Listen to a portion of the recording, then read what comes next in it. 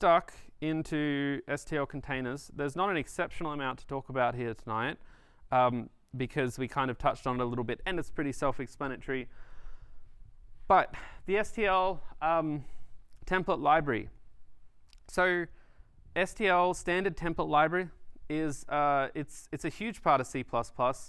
It's a way that you generically manage data structures and algorithms, right? So data structures, lists, linked lists, arrays, algorithms, quicksort, merge sort, all of that, and everything in between, data structures and algorithms. And it's a way of gluing them together and working with them efficiently.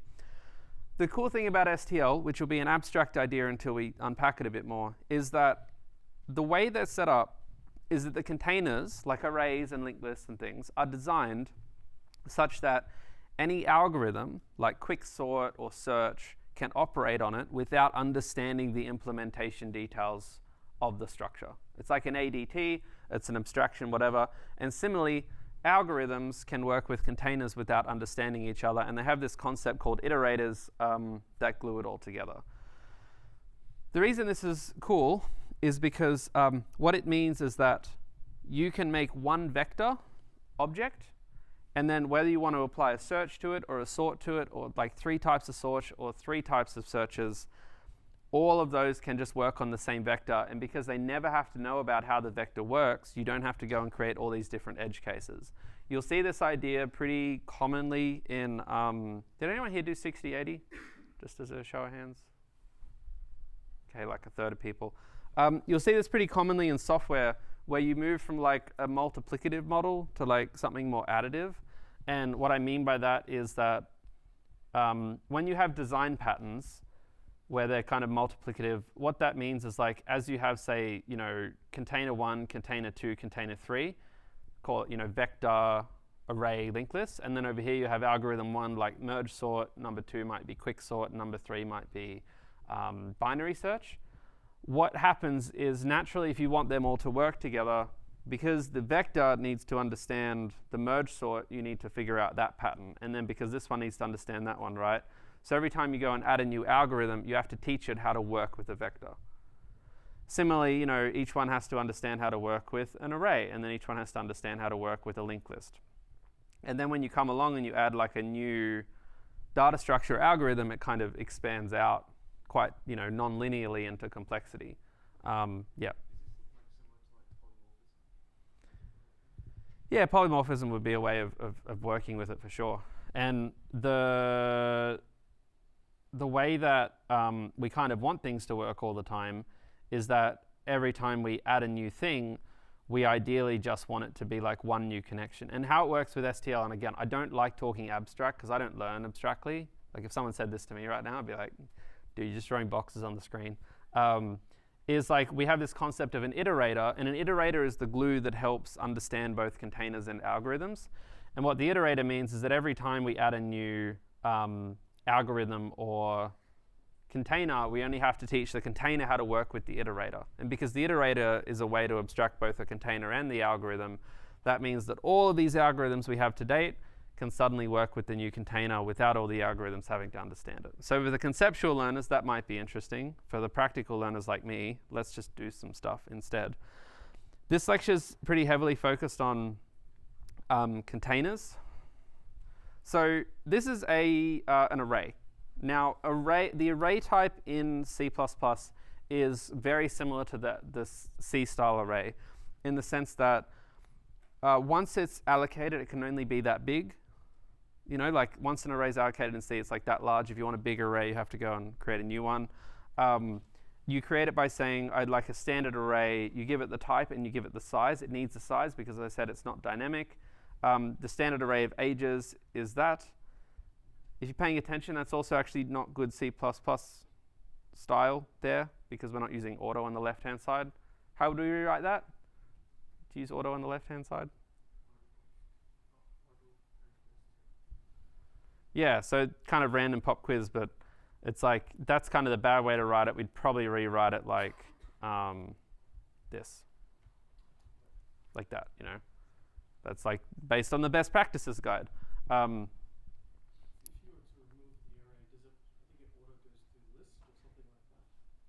Yeah, I think if you just do that, I don't know, but yeah, C++ I think will infer something. But I'm not too sure off the top of my head. So I've got this little array, and you can see that I've gone and created here a standard for loop where I use ages.size. So even though it's a C-style array, it still has member functions or methods where I can get the size of it, and I can loop over it pretty standardly like that. I had a few other people notice that one other kind of common problem is, did anyone run into the unsigned int like for int loop where there's like a dot size? Yeah, a couple of people. So I'm going to start pulling these up now in code. 2.1 vector iterate here. So let's just hide this for a second. So one thing some people did back in week 1 was they did this thing here where they were like, for int I equals 0, I is less than ages.size. And the problem they ran into was that ages.size actually returns an unsigned int. Because if you think about it, what would you have as a .size function return? You wouldn't have it return just an integer. You'd have it return an integer that can never be negative. Because how can you have an array with -2 items in it? It doesn't make sense, right? It has to be 0 or more. So the writers of that particular member function had a return type of unsigned int. And therefore, C++ during compilation was flagging as a warning, because I'm pretty sure it's on the warning flag, that this wouldn't compile because it's not going to cast an unsigned thing to a signed thing, because the values might not correlate. You might have a big unsigned number, and then suddenly when it's an int, it's a massive negative number, so it's a warning.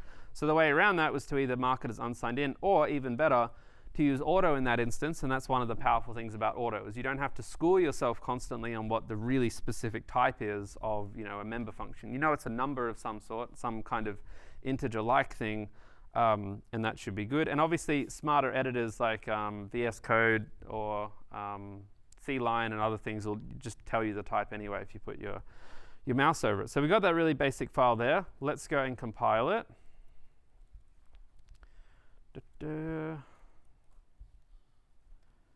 Cool. So I've got, what will we do today? We will make 2.1 vector iterate.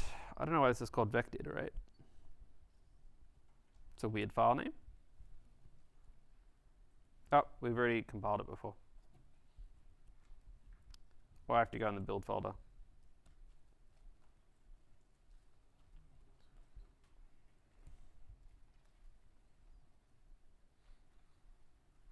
Got a few things to build, I guess. Okay, so here we got here implicit conversion changes from signedness int to size type. Oh no, what have we done here? So if we have a closer look at this error, we can see here on line 17, conversion of signedness int to size type, aka unsized long. Did anyone else encounter this problem at any point? How did you deal with it?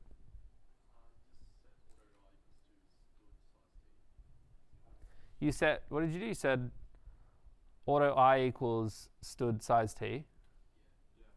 Yeah, like this? Yeah, okay. Let's try that one out. Ooh. Nerve-wracking. Funny language, isn't it, sometimes? A little bit weird.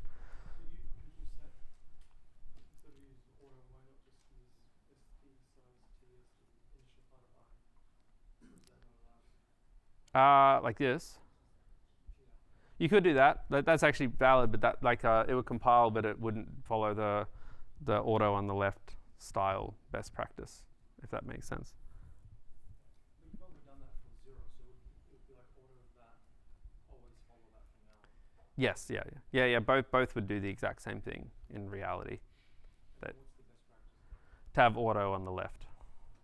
So it's like always auto the variable name, and then we deal with the typings on the right. So it's just like in one spot. So we have that work, and if I run it 2.1 vector iterate, we can see that it prints out 18, 19, and 20. That makes sense because we've got 3 ages here. Cool. Now, where things get slightly more interesting is these 3 lines. And what you're seeing on these 3 lines is the use of a C++ STL iterator. And an STL iterator typically looks in the form of something like a dot begin and dot end. Now, the type here is a little bit funny. Remember, we can go and find the types of all these things by just looking up standard array here. Has anyone seen my like STD reduce problem? Is that for this week exercise? No, there's a STL function called reduce, right? Like a reduction. You know the reduce function in other languages? And there's like one lecture, the recorded lectures years ago, I just pasted STD reduce into Google to look up this page, but I didn't actually get the CPP reference. I got a big fat series of things about how to get rid of STDs. And it was very, very awkward. So I'm always kind of a little nerve-wracky when I Google these like STD library things now. So you'll see we've got our like dot size and stuff, and we can learn more about these dot size. It'll say it's constant time again, probably constant time. It returns size type. Now, if you want to know what size type is, you can always just look it up here, and you'll see that size type there is standard size t. And standard size t naturally is going to be a standard type that is based on the computer you're on, right? So standard size t could potentially change. It's an abstraction of a type that's used to represent sizing. But standard array, let's have a look at the .begin, .end stuff, because that's what we're using. So you'll see that, bit weird. The way begin works is it returns an iterator. That's an interesting concept. I'm not going to go into it too much here, but what I'll say is that for now, for the moment, an iterator behaves like a pointer, but it's not a pointer. It's a class, it's an object of a type class that behaves like a pointer, just to be really clear. So it's not a pointer to memory, it's an abstraction using an object. But how it works here is that when you get .begin, it's as if you are getting a pointer to the first element, right? And what happens is when you increment the iterator, you get the same behavior as when you increment a pointer, which is it moves on to the next element. And it does that, right? And then we have this one here, which is ages.end. And what ages.end is, conceptually, is it is one past the end of the iterator here. Kind of the equivalent of, size plus one. So it really does conceptually mimic a pointer, but it's not a pointer. It just behaves like one. Now, the cool thing about it, too, is that we can treat it like a pointer as if we are dereferencing it. So I have an iterator, kind of moves across the thing, and I want to get the value at each point, so I dereference it, and when you dereference a pointer, you get the value at what it points to. Nice and cool, pretty easy, but it's not a pointer. So there's these questions that come up like, oh, but I was told we can't use pointers in the course. Correct, but this isn't a pointer. It's literally an object that has some cool features about it.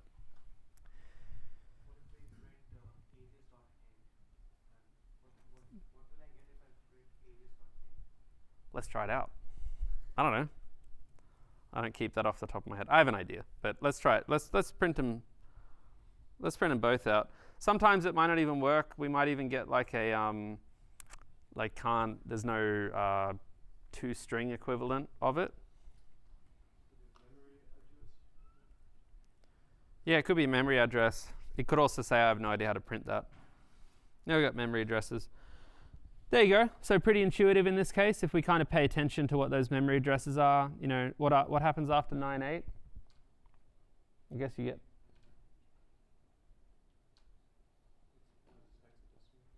Yeah. My brain. Do you have to jump like 4 spots or whatever though? It's because it's like memory, the size of the memory. Isn't that the beginning? Yeah. Because we'll go 9.8, 9.9, and then what? A0? Yeah, and then A1, A2, A3, A4. I would have thought it would be multiples of. I don't know if I'm just totally forgetting, but I mean, you get the point, regardless of my absence of intelligence when it comes to sizes, is that this here would reference one past the end, or if we want to be even more thorough too, I could just elaborate on this and be like, yep, that is at this address here, and we can see how that goes if we run and compile that.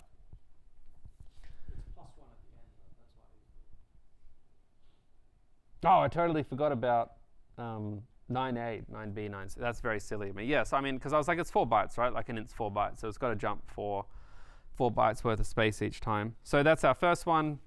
This is, it 4 bytes? I don't even want to. 8 bytes. Too much. That's why I work in web development. And then we have this one, and then naturally you can see here another 4 bytes. Another 4 bytes after that. 8 bytes is a big N. Another 4 bytes after that, we have 1 plus the end, the N plus 1. So that's how an iterator works. In this particular case, that's how it works, but it's not strictly required to work like that because it's an abstraction. That's a way of conceptualizing it. In reality, though, it might not solve it that way. Maybe it uses null. Maybe it uses something else. The cool thing about iterators, and I hope I'm kind of painting the point because we don't really talk about it more till Wednesday, but they are a way to, well, this is an overgeneralization, but the power this iterator provides is it can reduce every single container to something that looks like a linear list. So an example is if you have a vector and you ask for its .begin, or you have an array or some other structure, all its .begins will always give you a pointer to something that you can iterate through that eventually has an end. And therefore, lots of different types of algorithms can work with it. Now, in reality, there's some like nuance there that we kind of unpack on Wednesday, but for now, just think of it as a nice abstraction of how the container works so that anyone wanting to work with it just needs to call those functions. Similarly here, we also have our C++ for range loop. We kind of touched on that a little bit last week. This is just the handy way to iterate through something. Naturally, you don't have much explicit control over iterators, but I'm pretty sure that how the C++, I can't remember off the top of my head, but I'm pretty sure if you create a structure, like a new class, and you use that for range on it, it'll look for like a .begin, .end method on it. So like, I'll double check this, so just take it with a grain of salt. But I'm pretty sure that when you do this, it looks for ages.begin and ages.end and basically does the equivalent of the above for you. It's just like a shorthand way of doing it. Like all for loops, 99% of the time, you don't actually need the pointer to the value, right? You're just trying to get the value and print it out. Is there memory benefits associated with these iterators? Is there memory benefits to the iterators? Yeah. Not really. It's mostly just a nice abstraction. Because if you think about an array in C, every array or linked list to some extent, you kind of, you might need to know the underlying how it works. Someone said, can we write our own containers? Yeah, you can if you wanted to. Generally, there's no massive need to, but nothing really stops you. So speaking of containers, these are the sequential containers. There are 5 here. We will explore these in greater detail in week 10. What? That seems random. I have no idea what that's even referencing. Yeah, so it won't be necessary to use anything other than std vector and C++. So you can use other stuff. We're not saying you can only use vector, but vector's really powerful. Now, if we go back to fundamentals for a second, yeah, I'll kind of come back to that. What's the main difference between a C array and a linked list? Like, you know, why would you use one and not the other? Linked list is dynamic. Yep. Is that you're passionately educating.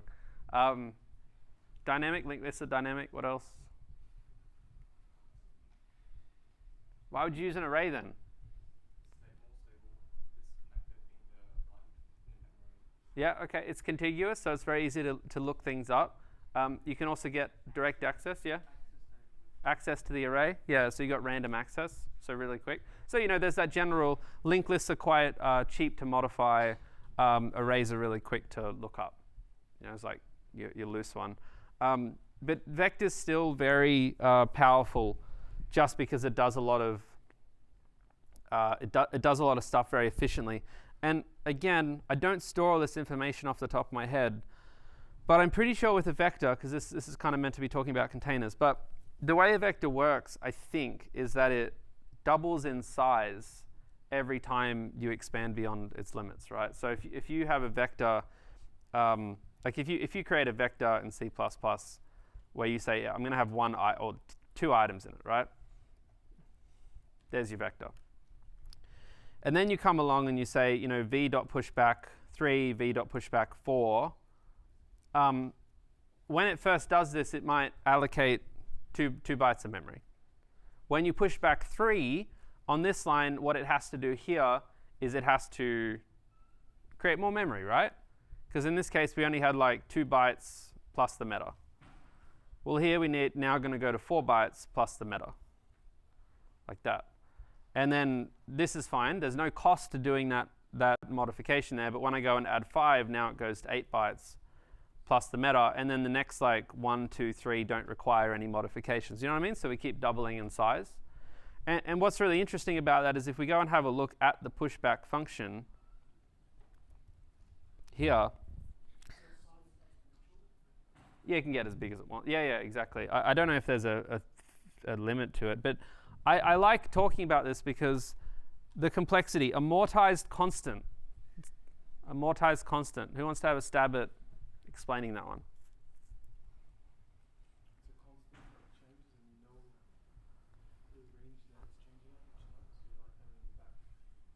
That's true, that you know at range. It's not quite the amortized part. It's like an average? It's like an average, yeah, I'll run with that. So you think about it, when you have, an array of, let's say you push back 8 elements, right? So you're gonna have to do a resize at element 1, element 2, element 4, and element, well, just those 3. So you got 3 resize moments. So that means that you had to do 3 resizes to add 8 items. But you imagine that you had to push like 100 items. You're going to resize it at 1, 2, 4, 8, 16, 32, 64, like that, right? So now, in that case, you're going to have resized it 7 times for 100 items. So in this case, you had to do a resize every, what's that, 37.5% of the time. With this one, you had to resize it 7% of the time. So when it says amortized constant, like amortizing is the idea of how the cost of something spreads out over time. So what it's saying is like, yeah, there is a real cost to it that's not constant. When you push back, you actually have to go and allocate memory. But when we think about time complexity with algorithms in general, we're often looking at the n case, right? Like how does this happen in the case of n? And what it's saying is that if you actually go further and further down on this, eventually that number goes to 1%, 0.0%, and it gets amortized basically down to 0. Because for 1 billion items, you're going to do maybe like, I don't know, like 100 resizes or something really small. So that's why it's really interesting, because like linked lists have this benefit of being flexible, right? You can just tack one onto the end. But if you look at it from that time complexity standpoint, the complexity of adding to a vector is actually constant, just like a linked list if you amortize that out. That's why kind of vectors are quite common and powerful, because they've got constant time lookup, they've got amortized constant time pushback. I don't really know what some of the others are. But yeah, I guess so. I'm not very good with math. Yeah, something like that. Yes. Now I got to think about it. There's a lot of things in vector, and it's fun to play around with it, right? Like let's have a look and break it down. Vector has an empty function. True or false if it's empty. Makes sense. It's going to have a size function. Returns a size type of how big it is. Max size. Max size. Anyone want to guess without reading it?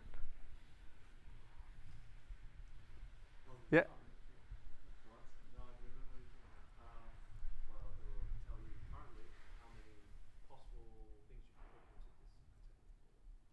Before another resize has to happen. Yeah, exactly. So it's like, because we said every time it doubles in size. So there's points where a vector actually takes up, like call it nearly 2x the memory of what you're actually using it for. So max size tells you when's the next allocation hit going to come. And I actually really love that function because, again, I don't do a lot of C++ day to day, but you always hear about these people using C++ for high performance applications. And I think it's quite indicative of the types of things that it might be useful for, because you're actually literally starting to ask yourself now, I might make a decision based off whether there's going to be a cost of having to allocate more memory coming up. Quite interesting. We have reserve. Reserve is basically, I think it kind of preemptively does that. So again, what if you know that you're going to allocate push 1,000 things to this vector? there's no point you having like a vector like this and then a big like fat for loop that's like, for auto I equals, 0 I is less than 1,000 I plus plus v dot pushback I. That's silly. Well, it's not silly, but like you can improve the performance of that by putting something here if you wanted to, like, reserve 1,000, something like that. Obviously, there's more than 1,000 in it, but that would just kind of force one allocation, because naturally the memory allocation action itself is constant time. It doesn't really matter how big it is. And then you've got this other one called shrink to fit, which reduces memory. Again, I've never used most of these functions personally, but you can imagine pretty clearly that if you're running some systems on like an Arduino or something, you're trying to free up some memory, something that is really like, because remember, most applications you have are at some point going to be memory bound or CPU bound. Some of you might have come across that at uni, but nearly everything you do, you're going to run out of CPU or memory before one or the other. And it's the usual consideration is like, are we trying to conserve data or trying to conserve our processing time? There was a question up there, yeah.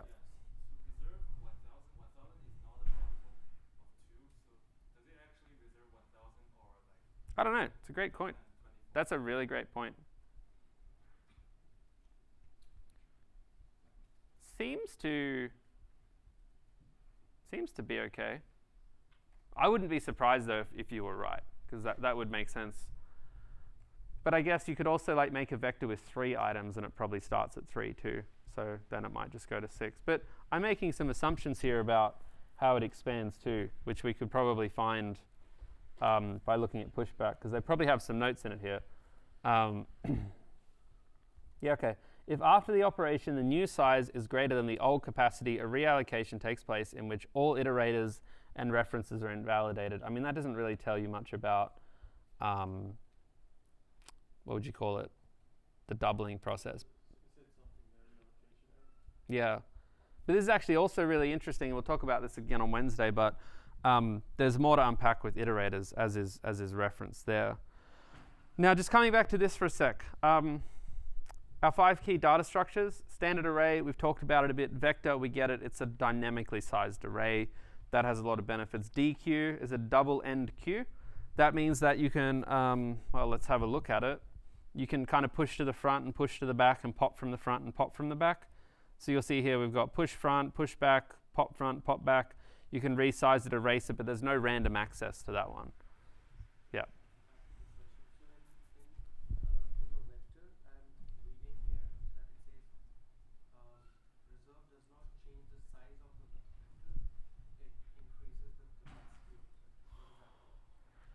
What that means is if you have 4 items in a vector and you go and do reserve and make it 100, if you do vector.size, you'll still get 4, because .size tells you how much stuff you actually put in there.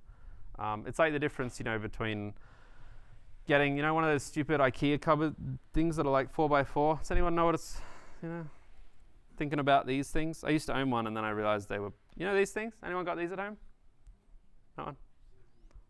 Yeah, it's like if you filled just 4 of these, it would have a size of 4 but a capacity of 16.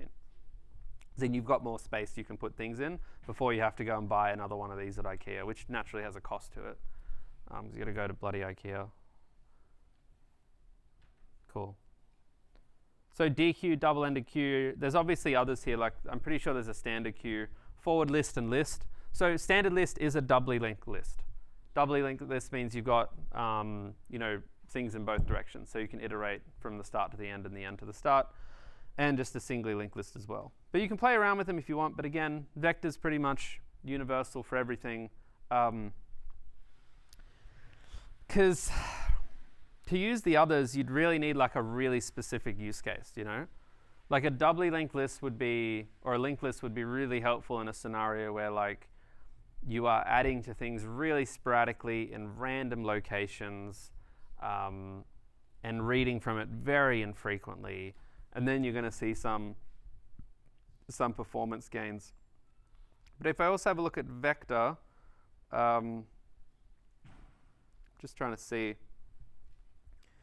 There's a few other things down here as well, like insert, erase. If we have a look at insert, for instance, I would avoid anything that says range in it. ranges is a new thing introduced in C++20, but none of the stuff in the course really covers the content of it. It's just another way to iterate through things, would be my really short summary. And we have compiler compatibility issues, so go for it if you want, try and figure it out, but we're going to stay away from it. We've got this one here called insert, and you can see what insert does is it takes in an iterator and it takes in a new value. So this is where iterators are also quite useful, because what you do is you get an iterator to a vector, and then you might start iterating through the vector and then decide that that's the point you want to insert it into. And you can kind of see this with, say, an example down here, where like what this one here is doing is we've got a vector here that just has the numbers, that just has the numbers 3 and 100 in it. So we've created a vector of size 2 with a 3 and 100 in it. And then we're saying I want an iterator to the beginning of that vector, and then I'm saying I want to insert into that vector an element at that iterator of 200. And what that will do is kind of put the 200 in at the start, right? Because vector.begin gives you an iterator to the start. It's like a way to jam it in there. What happens to the surrounding variables? That's a great question. I imagine, I'm not sure. Let's read it. What does it do? Inserts element at a specific location. Inserts count copies of the value. Can always just try it out. That's the easy part. I imagine it just overrides it.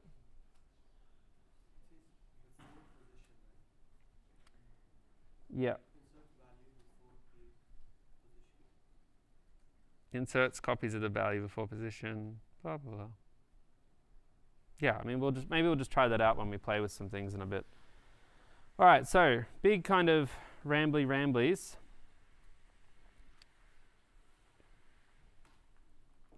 We'll have a look at vector object together. It's a really simple one. So what have I got here? Some examples of some substandard C++ style in that case. While standard Cin is piping into input. This is the opposite of standard cout. This is how we read from Cin if we need it. So that's how we type stuff in. Just like other things like what is it in C, scanf and things like that, it will use white space to separate things. So if you type in A, B, C, and then you hit enter, it'll know the enter is like a way to send that information from the terminal through to the standard in buffer, which eventually gets read into that input. Then we're going to push that number. So we've got a vector with 1, 2, 3. And then we're going to push a bunch of numbers into it until we send it the end of line command, the like control D command. And then we're going to print out the first element, the second element, and we're showing that there's 2 different ways to do this here. And then we're going to also print out the maximum size, the capacity that we mentioned. And then we'll just print out all the numbers in the array itself. So if I go make vector object, 2.1 vector object like this, it's waiting for my input now, so I go 4, 5, and then I can press Control D, and Control D ended that like kind of never-ending loop there. And then it says, yep, first element's 1, second element's 2, max size before reallocation is 6. Now that makes sense because the initial size was 3. So it doubled the size. Let's see what happens when I enter 4 numbers, right? Because if we start with 3 and I enter 4, we're going to see 7. What's the capacity going to be? Quick answer. 8? 12? Don't know? Okay.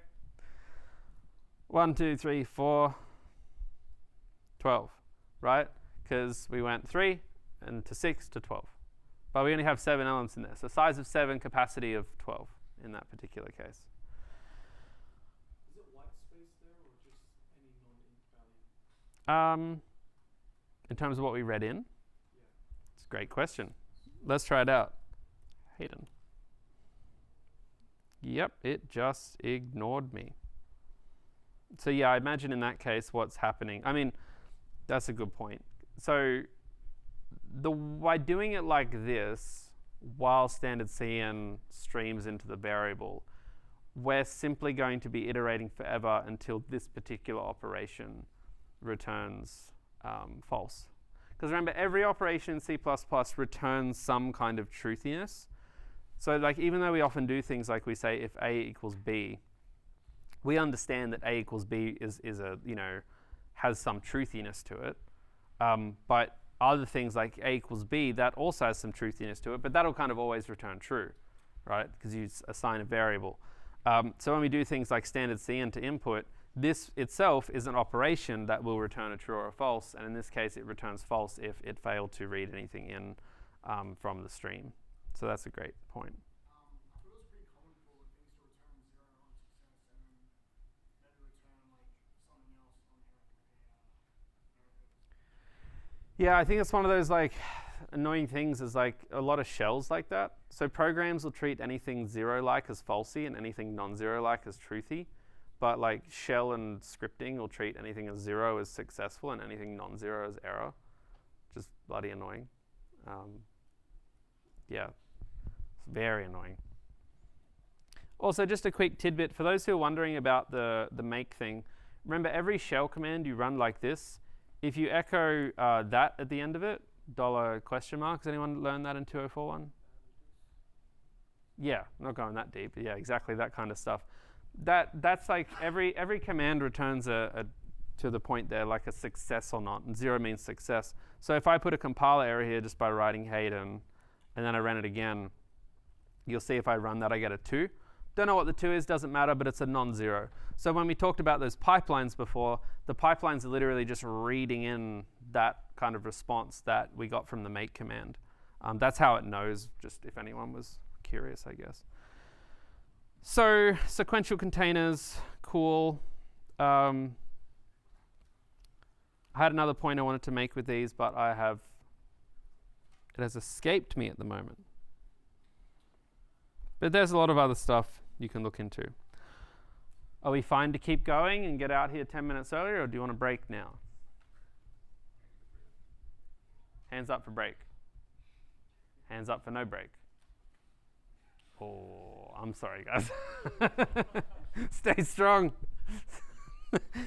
It's not how many hands went up for no break, it's how fast they went up that really got me. It's like a really assertive, like, don't you dare. All right, I better talk faster too. Okay, so we talked about sequential containers. The other types of containers are, there's 2 sets, but the first one we're going to look at is called ordered associative containers. Now, firstly, on associative containers, associative is the opposite of sequenced. It means that there's no sense of arrangement. You can't, well, I mean, this one is ordered. Generally speaking, you can't order them. What I mean by that is, again, you look at JavaScript objects, Python dictionaries, Java hash maps. They have data in them, you know, like Hayden is 10 and Jake is 12 and things like that. But there's no intrinsic sense of order. Like, you can't look at the memory and be like, it goes from A to Z. Obviously, you could create artificial senses of order, like the order in which you added it, or if you took the keys and sorted them by their own underlying meaning of order. Like if the keys are strings, you could sort them by alphabetically and be like, that's the order. You could sort the values by order, but there's no intrinsic order. Now, these 3 types, sets, maps, multi-sets, and multi-maps. If I look at just sets and maps first, a set is a really simple data type. Wonder if we have some examples here. We do. Where are they in the code? Oh, there's one. Okay. So here we go. Actually, I'll talk about sets first because the examples for maps. A set. Where is it? Where's the example?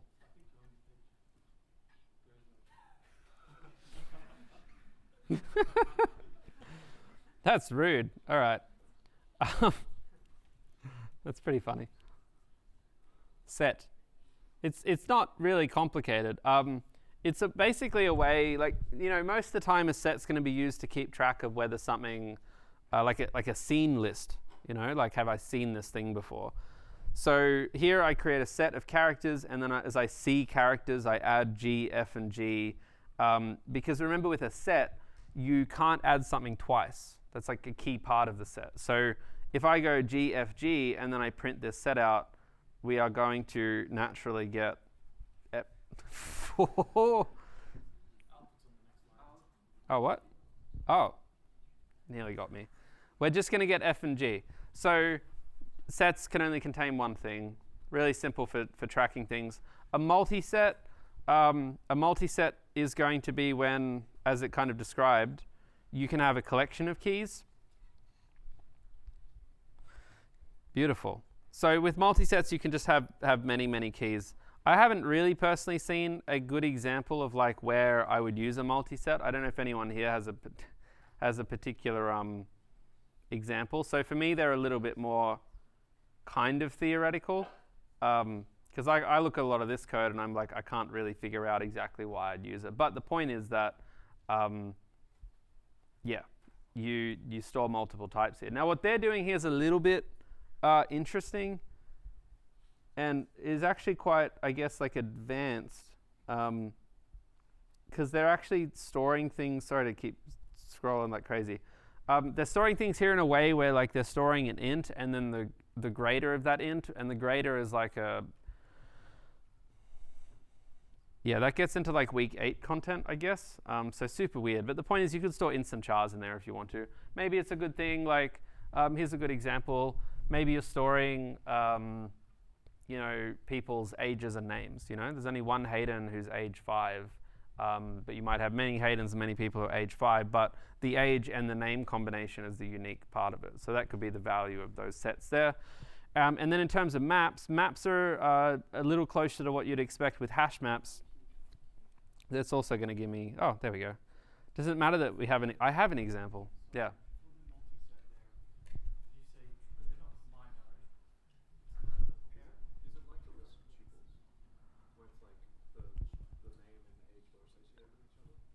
It's a good question. I don't know. I don't really spend much time with multisets. They're kind of there for completeness, but Because I think it's just saying you can store either. Yeah, that's what I thought. It's like I don't know. It's a good point, though. I could spend a few minutes learning and wasting people's time, but I will take a note that I probably have described it wrong, and we can go look that up. Well, let me rain check you on multisets till Wednesday. Never used them, as you can tell. Same with multi-maps. I normally skip over the multi-parts, but maps and sets are pretty useful, I think. A map is what you'd expect. We have an example of it here. The left element maps to the right element. So you add A and B, and therefore you can look up the key A, and it will give you the value B. Interesting. So, sorry, I just noticed this thing. I didn't realize this is like a touch screen. It's really weird, but anyway, when I touch that screen, it moves the slider. That's one of those facts that was not interesting or worth sharing. So we've got a standard map. It maps strings to doubles. The key thing in C++ again is you can have keys that aren't just strings, because a lot of other languages are strings. C++, as part of STL and stuff, has this idea of a pair. A pair is just two types joined together. In unstructured languages like Python and JavaScript, you can kind of trivially make a pair, just like in Python you've got your little tuples and stuff. In JavaScript you can just make a random list of things, but I think it's because it's a strongly typed language, it can't just kind of have that loosey-goosey collection of things as much. So what we do see is you sometimes will want to create that pair type here. So I'll create like a P1 pair with those two types in it, and then I can go and insert that into my map. So I've got a map of this type. I go and add one thing to that map. I can go and add another thing to this map. C++ will figure out that's what you're trying to do with that. It will consider that valid syntax and pass that through. I can also in place is like, let's just have a double check.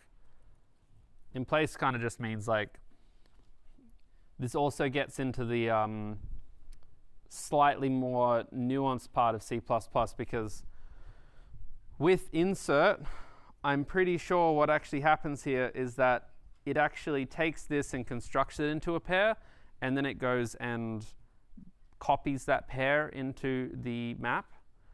Whereas in place, you give it the values explicitly, and it goes and puts them in directly. I'm trying to remember the difference, but that's the spiritual difference between the two. Go read the details. Question. With sets, you're still thinking of sets, aren't you?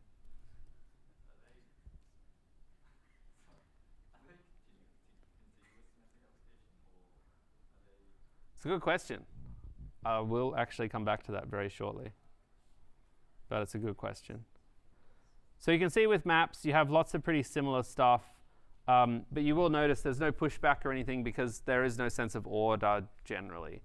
You have to just insert a key and a value. We have iterators, so you can iterate through the thing if you really want to. Standard, empty size, max size. But where things get interesting with this is that how it's actually stored, how these sets and maps are stored. Do you want to have a guess how they're stored? Not contiguous. How do you think they're stored? Really not contiguous, yeah. Just like linked lists.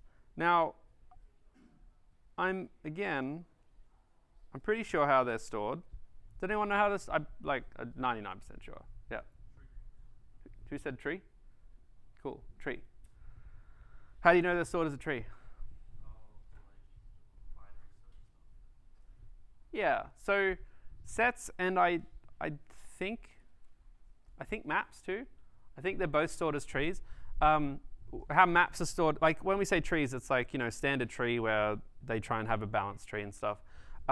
Maps are stored as a tree where the key's in the tree, and then every key just is addressed to a value, right? So, because when you look through maps, you're basically doing like a key lookup. Now, that's interesting that it's a tree. We'll hold that thought for a second, and we'll kind of come back to this idea of that these are ordered associative containers. And if we move on to the next part, because we kind of looked at that example, we'll come back to that example if we want to, is unordered associative containers. Unordered associative containers provide fast retrieval. So someone tell me this whole unordered ordered thing and why it matters. Someone might know or has picked up on it as we talk about trees. Why is that?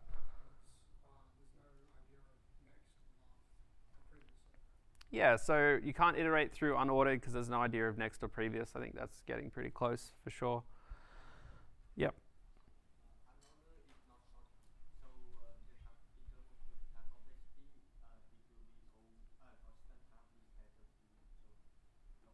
Yeah, unordered will be constant time complexity for lookup. Yeah, I mean, so they're both exactly on the right track. Unordered associative containers are stored as using literal hashing. So it's like a true hash map. And the reason, because if you think about hashing, the benefit of hashing is that when you want to look up a key, you simply hash the key and that spits out a value, and that value you can look up directly in memory, So it's your classic hash map structure, whereas your ordered containers are trees. Now, benefits of the tree are that you can loop through it, because a tree is an actual structure and you can move down the tree. And if it's a balanced or ordered tree, you can actually kind of linearize it and print it out. The downside, though, is that to find stuff, because you've stored it as a tree, you have to look through it. Is anyone lost on the whole tree thing? Just to check. Is there a limit on what objects we can use as keys in the ordered set? Nah, you can use sets of sets. You go crazy. Because every type that the tree will, the tree will throw the set will throw a compile error if the type you pass in as part of its definition doesn't have a sense of less than and greater than. And all the primitive types do, ints and doubles, and types you create would have to, otherwise it will complain. So string has a type of less than, greater than, but if you made some random type called cactus, and it just had a few random properties in it, and you tried to create a set of it, you would get that compile error that's like... But you can do that with unordered set. You don't need to put that in. Yeah, I guess so. Yeah, probably. Never say never, but whatever the opposite is. But yeah, I can't see why that would be a problem, because it doesn't rely on that order at all. Did you have a question?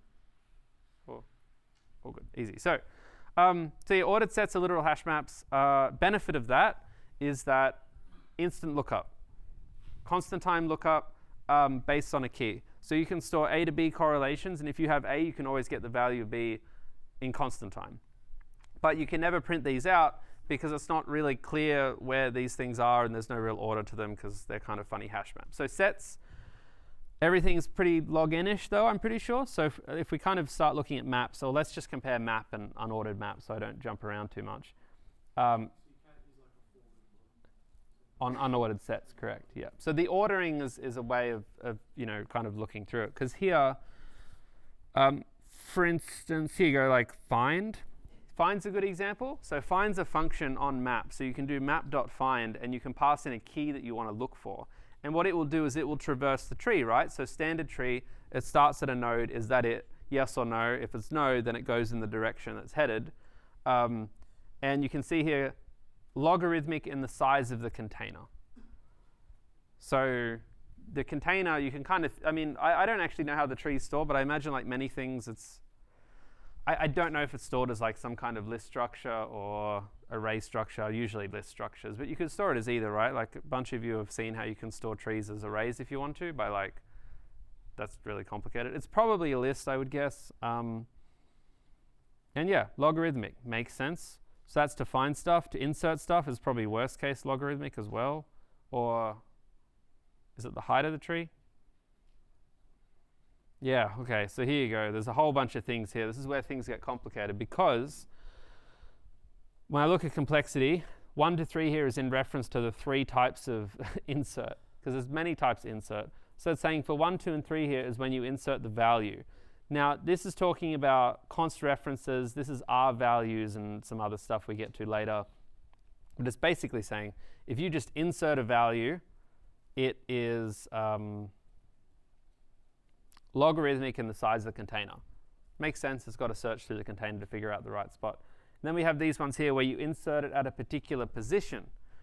Now, this assumes that you've already gone and found somewhere to insert it, because this iterator you've got here probably came from another find function call, because remember we have this function called find here, and what find returns is an iterator to that particular map, to that particular element in the map. So you might look for a key, and what you get back is an iterator, which is an abstract notion of a pointer that's referencing your element. So then if you take that iterator, abstract notion of a pointer, and say I would like to insert a value at that point, naturally it's going to be faster. Amortize constant if the insertion happens in the position just after pos, logarithmic in the size of the container otherwise. Bit of a head mess, but brutal. That is a brutal change in language, inserting in a slightly different spot after a language upgrade. But you can see here a lot to unpack, but it's a tree. You pretty much would never use this unless you really need the capacity to iterate through these things. Yep. Yeah, is the delimiter like from find, like pointing to the key or the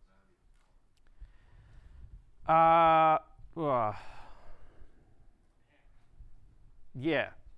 Yeah, it's pointing to the pair. That's a great question. I think it's pointing to the pair. If you look, then I trust you. Makes sense. It's yeah. I mean, we could try it out too. There's a lot to containers. There's actually not much on iterators and algorithms on Wednesday, so we're going to do a bunch more kind of random programming on Wednesday. Today's just talking through the library bit. Ask me again, just in case we get that wrong. So yeah, we usually use the unordered stuff. The last benefit of these ordered ones is that, and kind of talking about these iterators, if you were to iterate through the map, it would actually give you a list.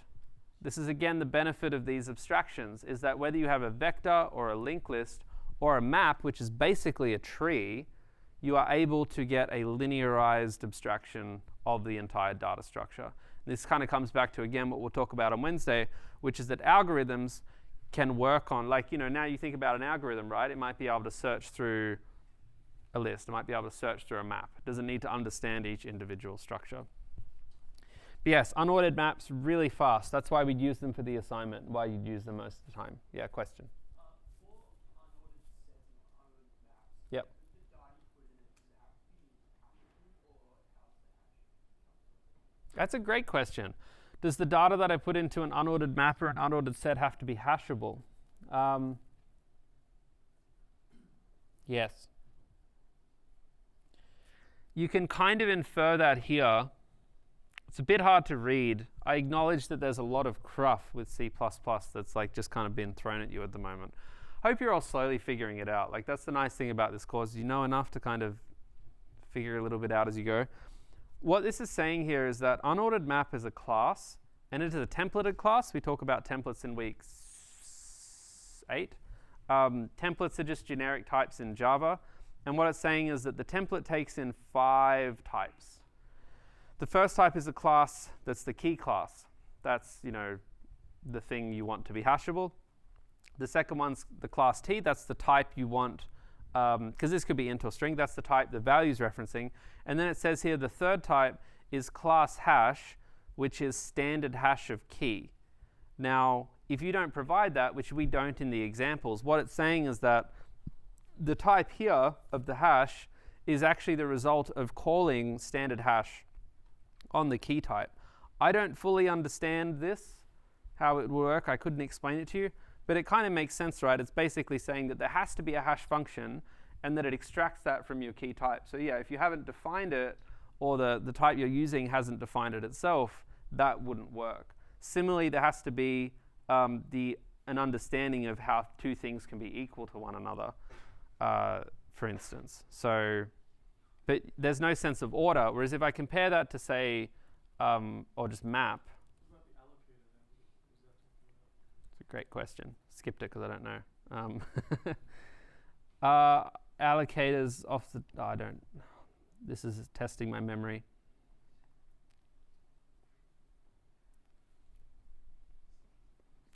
Yeah, again, I'm sure if I had a couple minutes, I'd be able to explain that well, but I got to really start taking notes of this.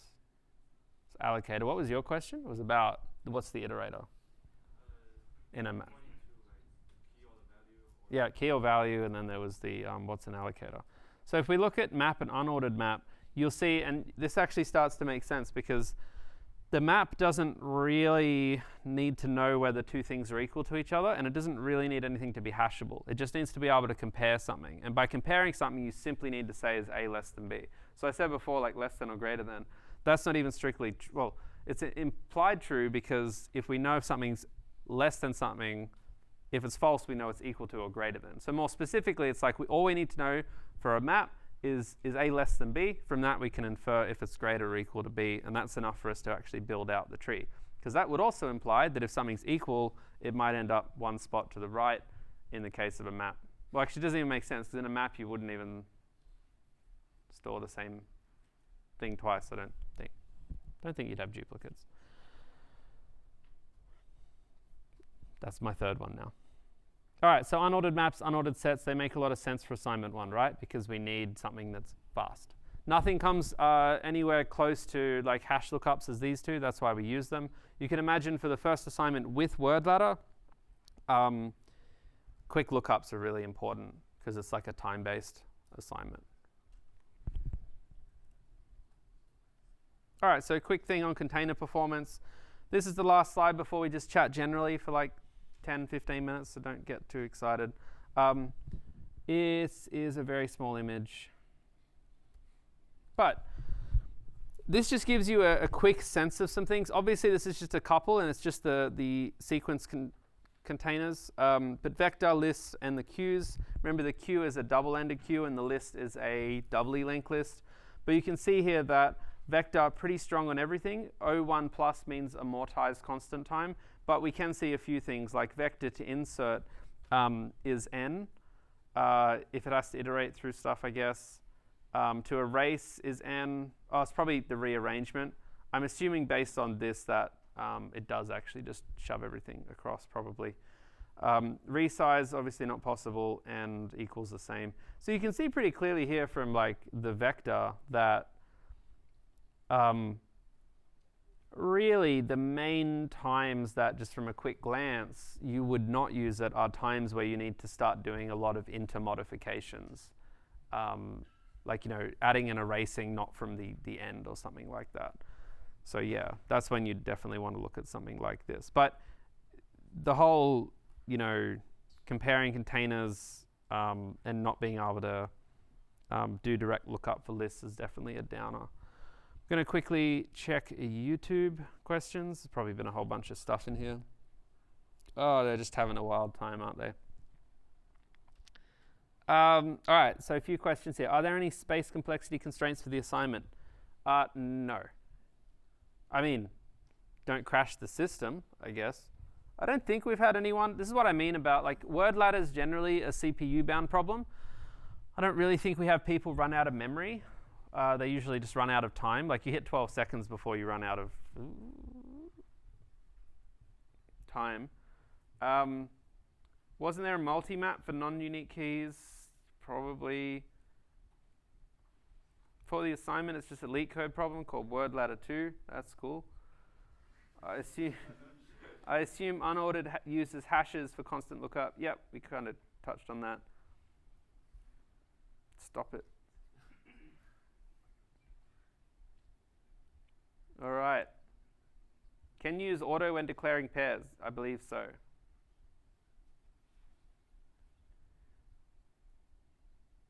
All right, well, I'm sorry if I've missed a few other questions. There's just quite a lot there. How would you use auto when you still have to put STD pair? Yeah, I mean, yeah. I don't believe so. Yeah, usually you need enough on the right-hand side for the left-hand side to figure out what it is. Sometimes you can get away with it. You can always just try stuff out, generally, too. Auto compile time, or is that something that's Yeah, it's definitely compile time. Yeah. So it doesn't add any time to No. Yeah, exactly. In the spirit of true performance, we want to do as much at compile time as we can. So maybe I'll just quickly touch on this this map example again. I didn't really get. Yeah, this is very dangerous and one of the most common causes of mistakes in C++. MBAT, cool. So this is an example of with the map how we can look stuff up with .find. You'll also be curious about .find. So okay, this is the next question. There are algorithms which we'll talk about on Wednesday to search for things, like lookups and searches and sorts. Why would we have a map.find then? It's easier. It's already built in. That's true, but that's not a good reason to break like a nice standard abstract pattern of, because otherwise we need a .find for vector and a .find for this, and then everyone has to implement their own .find. And ideas?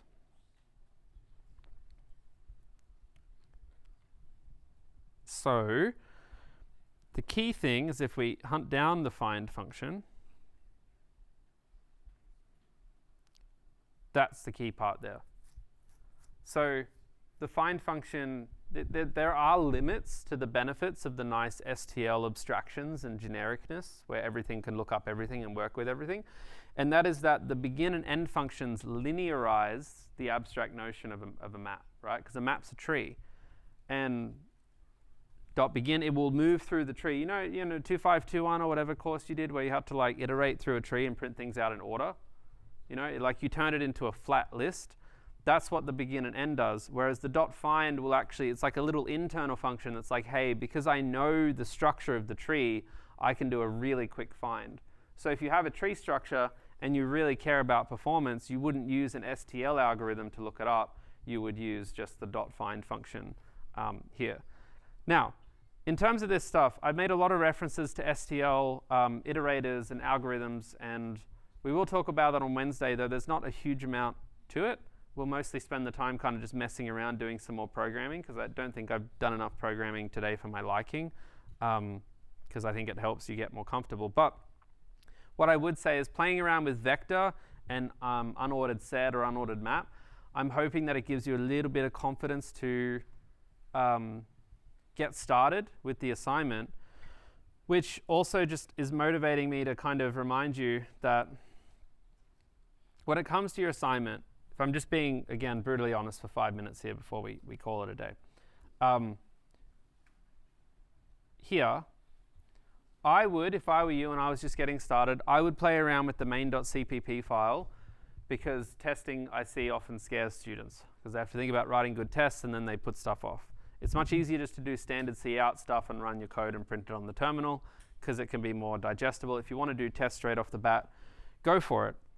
In terms of this, writing the read lexicon is not hard. It is simply reading from a file, putting it in a data structure. There's nothing algorithmic or that intelligent about it, and you should all feel pretty empowered to do it and just play around with different parts of the language.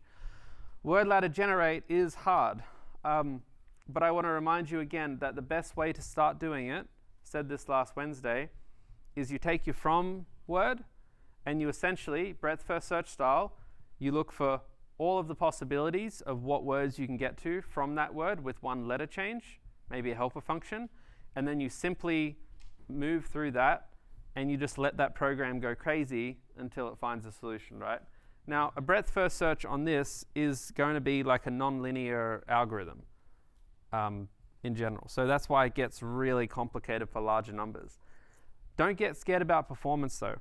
The reason you shouldn't get scared about performance, there's two reasons. One is all the easy examples, you could write the slowest, ugliest, stupidest program and it would still finish in a second.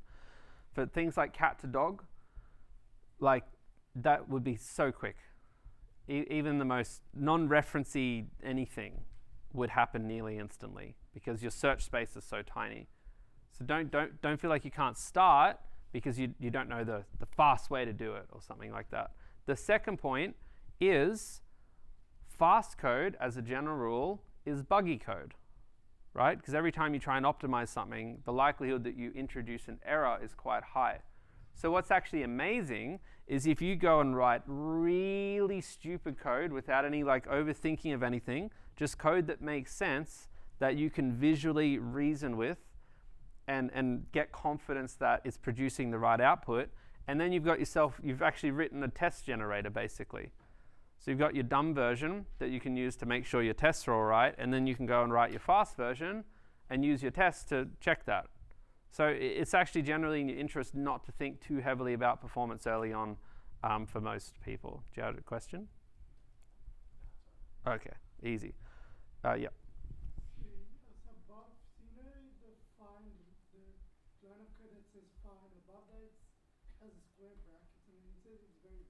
Yes, back to the code here.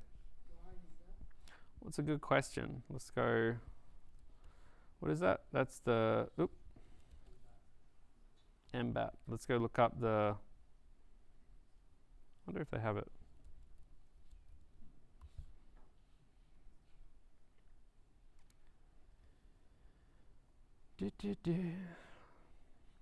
I didn't write this particular example back in 2020, so I'm just taking a look. I'd love to think someone's thrown this here just to mess with me. That'd be funny. I'm not too sure off the top of my head. Like nothing jumps out at me. That was something I was going to go and have a look at. I think it auto-generates key, which could lead to a problem if you haven't defined it there, so it'll auto-set it. Oh, yeah, exactly. Thank you. Yeah, exactly. So the thing is that it's not immediately obvious to the map that you're trying to read from it, I believe, if that's the case. So it's like the act of calling this, if that's true. Yeah, inserts if the key does not exist. So like just by calling it, you might create a key of like nothing because you're not really assigning it to anything here. But again, I'll double check, but that's a good insight. Also, I really quickly want to tap into this one as well. Where was the example here? We made reference here that this is slower and safer and faster and less safe. We will cover this in week 4, but just a little bit of a teaser that basically when it comes to vectors, the .at, it actually has a slight runtime check. It wraps the, basically it's like you can look up like numbers 1, which will just literally try and access that piece of memory and potentially break it. And what numbers at does is it's the equivalent of saying like, hey, if 1 is less than numbers.size, return numbers 1, basically. It's got like a little check in it. It's in the form of an exception, so it'll throw an exception if you want. But again, another good example about how C++ is about subtle understanding. And I think too, I love a lot of the questions tonight, like really detailed questions, because it does, I'll keep saying this every bloody week, it gets to the core of what we're trying to do here, which is understand something in detail. Because this is a detail-oriented language, people use it because they're trying to get an extra 10, 20% out of things. So it's good to ask the questions. It's good to read the docs, understand the differences between the stuff. because that's why we're learning about this. Any last questions before we wrap up? Yep. Do we have a reference implementation? Yeah, so we can use the reference to get some tests. Oh, to get some test cases. No, we don't. We don't. I get it though, because I want to generate test cases, which is fair. What I'd say is a lot of you should be able to come up with 5 or 6 really basic test cases, and then from that build a program that you could use to generate some more test cases for sure. But yeah, it would make sense. If you were doing anything like this in industry, the first thing you'd do is look for any kind of reference implementation to establish a sense of truth. So I like that you're thinking like that, but yeah, we don't have that for you. I'm sorry. It would basically be like a built binary of a working program. So you could run it with 2 words and see what the word ladders are. Take that, put it in your tests, and then use that to test your code, so that your test's 100% right. All right, well, let's wrap up there. We'll keep going on STL iterators and algorithms on Wednesday and keep talking about assignment 1 too. Probably not going to talk about assignment 1 much after this week as we move into new topics. So bring your questions for then. But thank you. Have a good night, and we'll chat soon.